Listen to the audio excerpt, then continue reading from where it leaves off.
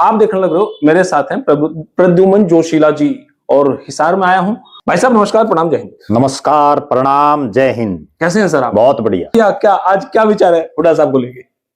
जो पिछले 11 साल से पूरे हरियाणा प्रदेश में एक चर्चा है कि हुड्डा कब राज बनाएगा, अब समय का दौर इस ढंग का चल पड़ा। यह रील भी मैंने आपकी देखी थी कि 2024 के चुनाव में तो बिल्कुल पीक पे था मामला, लेकिन तब भी नहीं बात बन पाई।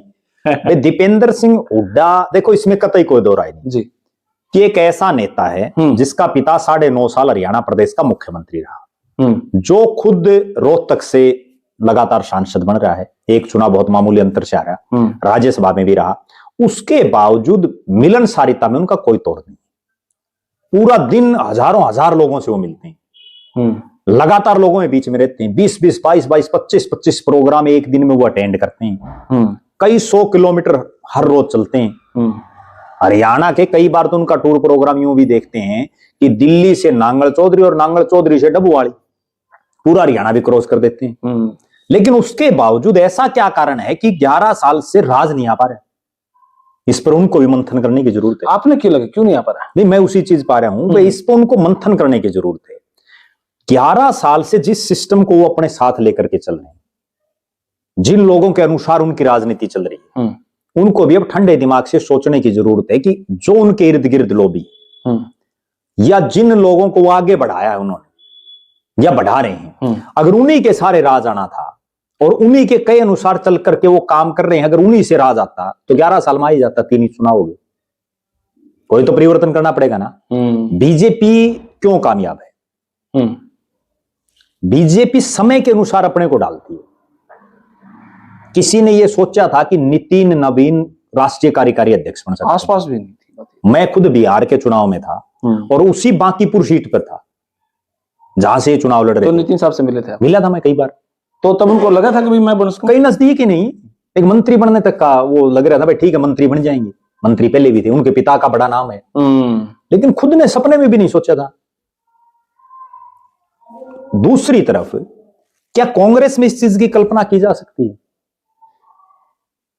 आज कांग्रेस की जो बिरानमाटी पिछले 3 चुनाव से लगातार हो रही है, बिरानमाटी शब्द मैं इसलिए यूज कर रहा हूं कि जहां भी कांग्रेस 3 बार लगातार आ रही है वहां दोबारा सर्वाइव करना बड़ा टेढ़ा काम है। आप दिल्ली देख लो, जीरो नहीं टूट रही, ठीक बात है। उत्तर प्रदेश देख लो, बिहार कितना बड़ा स्टेट है, गुजरात कितना बड़ा स्टेट है, ठीक है ना। महाराष्ट्र में बिना समझौते कुछ नहीं बन पा रहा। हालात देखो ना आप कांग्रेस की, उस कांग्रेस की जो भारत की सबसे पुरानी पार्टी है, जिसका इतना बड़ा कैडर, समय के साथ कैसे बदला जाता है वो मैं बताता हूं। कांग्रेस 9.5 साल हरियाणा प्रदेश में रही जी, 10 साल के अंदर में भी रही लगातार। आज भी कांग्रेस की ये हालात है कि उनके डिस्ट्रिक्ट हेडक्वार्टर पर मुख्यालय तक भी नहीं, पार्टी ऑफिस नहीं है। हिसार में तो बन गया था बहुत साल पहले, लेकिन बहुत से ऐसे जिले हैं जहां जिला में पार्टी का खुद का कार्यालय नहीं है। कहीं कोई किराए की बिल्डिंग में चल रहा है, कहीं कोई नेता ने जो जिला प्रधान है वो किराए पे ले रहा है। यही हालात है। और बीजेपी जैसे ही आई राज में, उसने पहला काम में यूं कराया, बाकी तो बाद की बात है भाई। ठीक बात है। कितने आलीशान ऑफिस बना रखे, बिल्कुल 3 स्टार 5 स्टार वाली फील आवे, दादा पोता भरते। ठीक बात है, ठीक है। हाँ। अब बीजेपी जब 20 साल ना आई राज में, बैठने की तो कोई दिक्कत, बैठने का तो ठैया बना ही दिया। अच्छी एफडी करवा रखी है, उस एफडी के ब्याज से जो खर्चा चल रहा है। अब सोच देखो ना, अब कांग्रेस इतने साल तक हरियाणा में राज में रही, कांग्रेस का प्रदेश कार्यालय देखो, बहुत बार गया हूं मैं, और बीजेपी ने जो अभी बनाया प्रदेश कार्यालय वो देखो, जो ओफड़ी और महल की तुलना है। मेरे ख्याल से जितने दीपेंद्र और घूमे उतने तो अभी घूम लेते होंगे, लग रहे हैं। सारा दिन घूमने का काम, और कोई काम ही नहीं है, ठीक है ना। आपने 90 के 90 विधायक का तो रहे, कई बार मुलाकात और खूब। आज से नहीं, मैंने तो बहुत साल हो गए, ठीक है ना। मैं तो यूं मान के चलो जब छोटा था जिद का लग रहा हूं। तरीका। अच्छा, दूसरा विषय आवा है। अच्छा, जो दीपेंद्र वाली एक बात और रहेगी बीच में जी।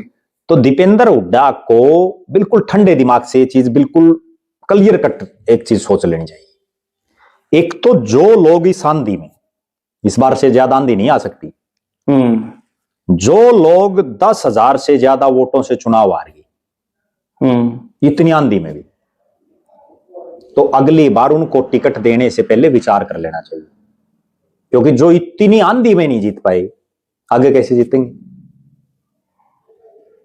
ठीक है ना? एक तरफ और वहां नए लोगों को तैयार करना चाहिए। दूसरी बात, जिन मुद्दों को कांग्रेस उठा रही है, कहीं ना कहीं उन मुद्दों में को बहुत लंबा चौड़ा दमबाजी नहीं है। अब वोट चोरी का मुद्दा है, जनता उसको मान ही नहीं रही। वोट चोरी को लेकर के राव नरेंद्र ने चौधरी भूपेंद्र सिंह हुड्डा, दीपेंद्र सिंह हुड्डा, कुमारी शैलजा, रणदीप सिंह सुरजेवाला तमाम नेताओं के साथ लग के अलग अलग डिस्ट्रिक्ट हेडक्वार्टरों में प्रदर्शन किए। जनता कहां आई? कैथल की बताता हूं मैं आपको, रणदीप सिंह सुरजेवाला राष्ट्रीय महासचिव पार्टी, बिल्कुल 4 में से 3 सीटों पर कांग्रेस के एमएलए, और वहां मुट्ठी भर लोग। बताओ, जनता के मुद्दे नहीं उठा पा रही कांग्रेस। बीजेपी और कांग्रेस में एक बहुत बड़ा अंतर है जी। आज भारतीय जनता पार्टी भले ही सत्ता में है, सरकार में होते हुए पहली ऐसी पार्टी है जो धरना दे देती है। सरकार वाले तो धरने ठुआ रहे हैं, लेकिन बीजेपी एक ऐसी पार्टी जो सत्ता में होते हुए भी धरना बैठ जाती है, जबकि कांग्रेस वाले कुछ नहीं कर रहे।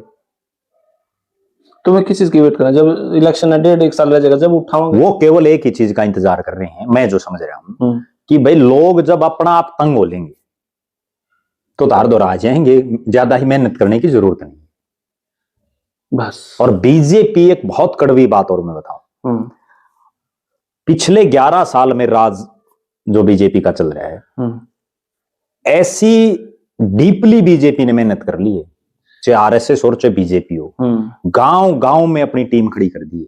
एक समय वो था जब भारतीय जनता पार्टी को ब्राह्मण, बनिया और पंजाबी की पार्टी और शहरी पार्टी माना जाता, ऐसे माना जाता। गांव में तो सोता ही नहीं था बीजेपी, बात है, ठीक है। और आज हालात ये कि हर गांव में, हर घर में, बहुत बड़ी बात मैं बता रहा हूं, हरियाणा के हर घर में, हर गांव में एक आधा तो केवरा पदाधिकारी भी मिल जाए बीजेपी का। वर्कर तो छोड़ दो आप, चाहे उन्होंने उसको पन्ना प्रमुख बना रखा हो।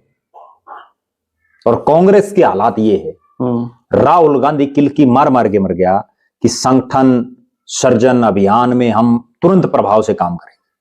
आज तक कांग्रेस पार्टी अपने ब्लॉक अध्यक्ष नहीं बना पाई, अपनी प्रदेश की कार्यकारिणी नहीं बना पाई, अपने प्रदेश के कार्यकारी प्रदेश अध्यक्ष तक नहीं डिक्लेयर कर पाई। कैसे काम चलेगा? बल्कि कांग्रेस तो यहां तक भी सोई हुई थी जी। 32 जिला प्रधानों की तो एक लिस्ट डिक्लेयर कर दी थी, 33 उन्हें भूल रहे थे।